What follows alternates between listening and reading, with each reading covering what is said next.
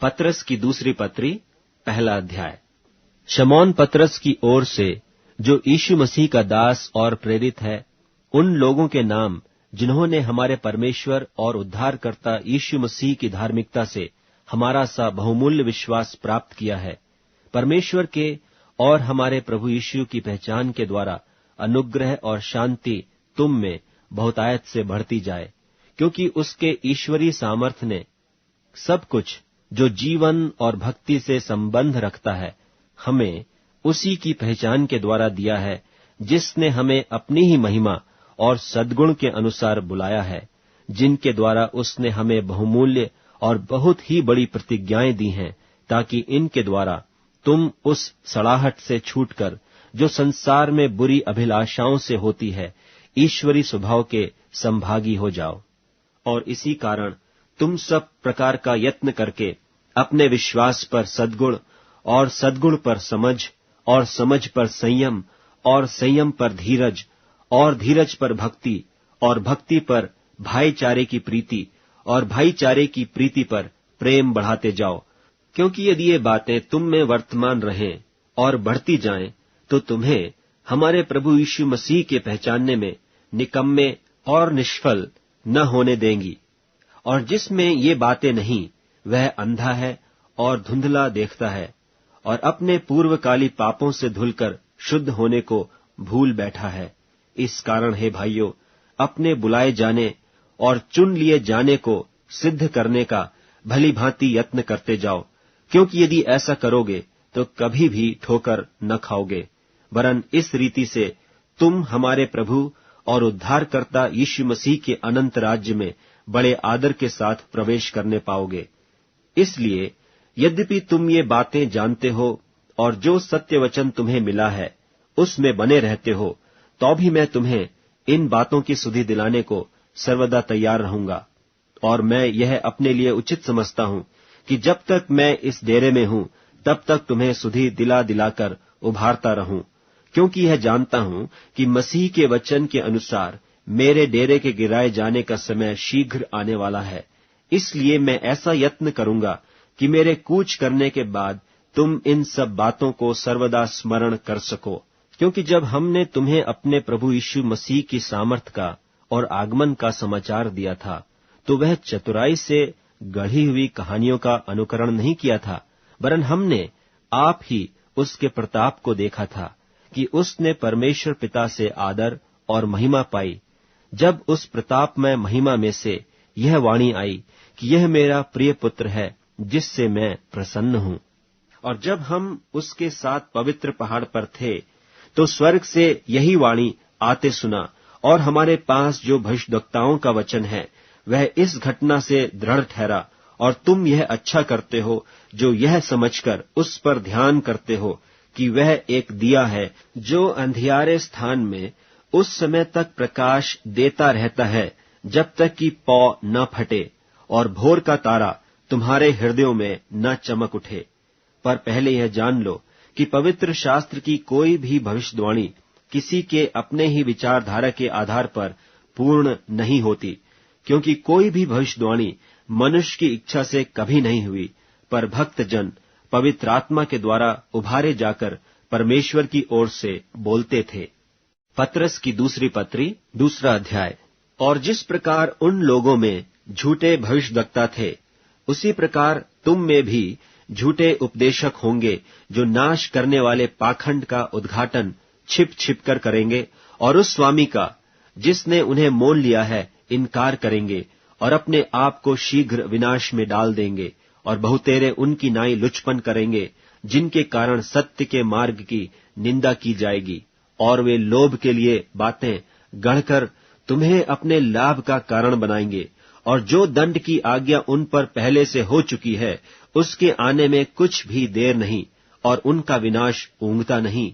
क्योंकि जब परमेश्वर ने उन स्वर्गदूतों को जिन्होंने पाप किया नहीं छोड़ा, पर नरक में भेजकर अंधेरे कुंडों में डाल दिया, ताकि न्याय के दिन तक बंदी रहें, और प्रथम युग के संसार को भी न छोड़ा, वरन भक्तिहीन संसार पर महाजल प्रलय भेजकर धर्म के प्रचारक नूह समेत 8 व्यक्तियों को बचा लिया, और सदोम और अमोराह के नगरों को विनाश का ऐसा दंड दिया कि उन्हें भस्म करके राख में मिला दिया, ताकि वे आने वाले भक्तिहीन लोगों की शिक्षा के लिए एक दृष्टांत बने।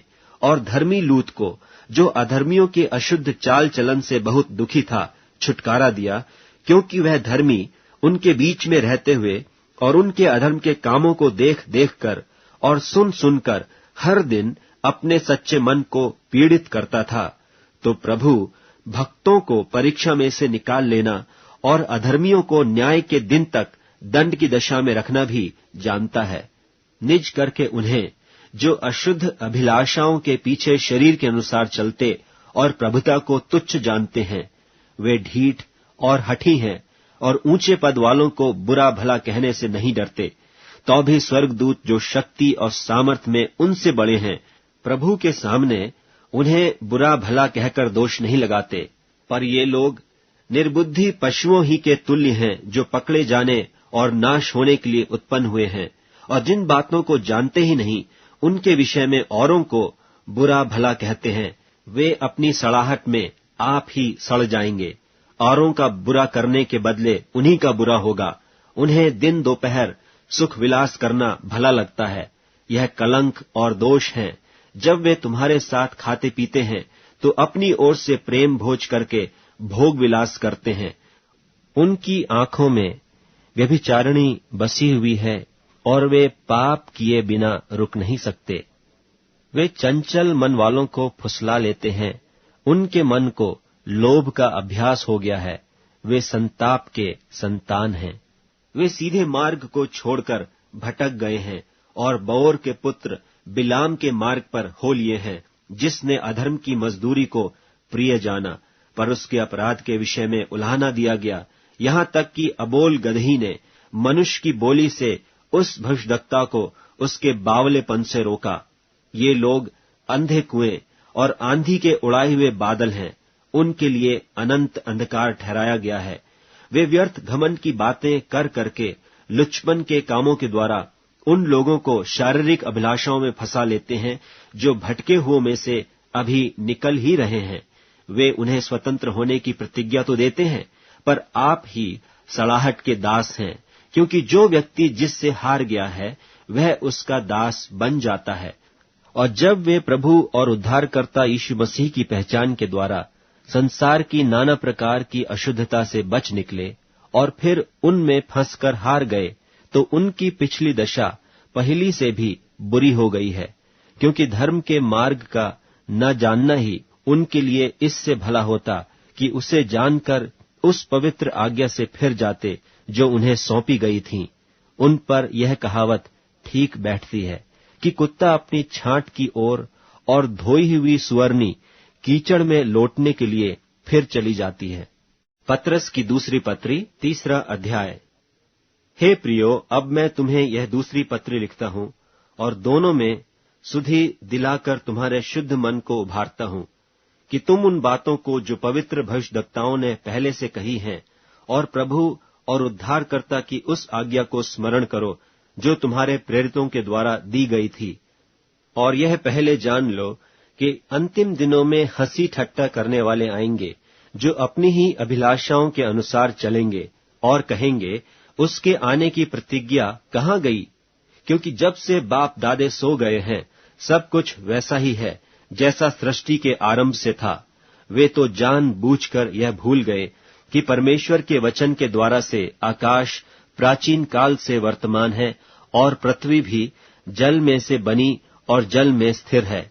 इन्हीं के द्वारा उस युग का जगत जल में डूबकर नाश हो गया। पर वर्तमान काल के आकाश और पृथ्वी उसी वचन के द्वारा इसलिए रखे हैं कि जलाए जाएं, और वह भक्तिहीन मनुष्यों के न्याय और नाश होने के दिन तक ऐसे ही रखे रहेंगे। हे प्रियो, यह एक बात तुमसे छिपी न रहे कि प्रभु के यहाँ एक दिन 1000 वर्ष के बराबर है और 1000 वर्ष एक दिन के बराबर हैं। प्रभु अपनी प्रतिज्ञा के विषय में देर नहीं करता, जैसी देर कितने लोग समझते हैं, पर तुम्हारे विषय में धीरज धरता है और नहीं चाहता कि कोई नाश हो, वरन यह कि सबको मन फिराव का अवसर मिले। परंतु प्रभु का दिन चोर की नाई आ जाएगा। उस दिन आकाश बड़ी हड़हड़ाहट के शब्द से जाता रहेगा और तत्व बहुत ही तप्त होकर पिघल जाएंगे और पृथ्वी और उस पर के काम जल जाएंगे। सो जबकि ये सब वस्तुएं इस रीति से पिघलने वाली हैं, तो तुम्हें पवित्र चाल चलन और भक्ति में कैसे मनुष्य होना चाहिए और परमेश्वर के उस दिन की बाट किस रीति से जोहना चाहिए और उसके जल्द आने के लिए कैसा यत्न करना चाहिए, जिसके कारण आकाश आग से पिघल जाएंगे और आकाश के गण बहुत ही तप्त होकर गल जाएंगे। पर उसकी प्रतिज्ञा के अनुसार हम एक नए आकाश और नई पृथ्वी की आस देखते हैं, जिनमें धार्मिकता वास करेगी। इसलिए हे प्रियो, जबकि तुम इन बातों की आस देखते हो, तो यत्न करो कि तुम शांति से उसके सामने निष्कलंक और निर्दोष ठहरो और हमारे प्रभु के धीरज को उद्धार समझो, जैसे हमारे प्रिय भाई पौलुस ने भी उस ज्ञान के अनुसार जो उसे मिला तुम्हें लिखा है। वैसे ही उसने अपनी सब पत्रियों में भी इन बातों की चर्चा की है, जिनमें कितनी बातें ऐसी हैं जिनका समझना कठिन है और अनपढ़ और चंचल लोग उनके अर्थों को भी पवित्र शास्त्र की और बातों की नाई खींच तान कर अपने ही नाश का कारण बनाते हैं।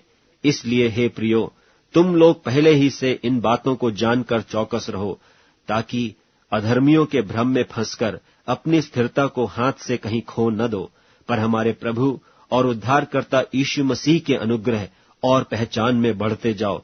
उसी की महिमा अब भी हो और युगानुयुग होती रहे। आमीन।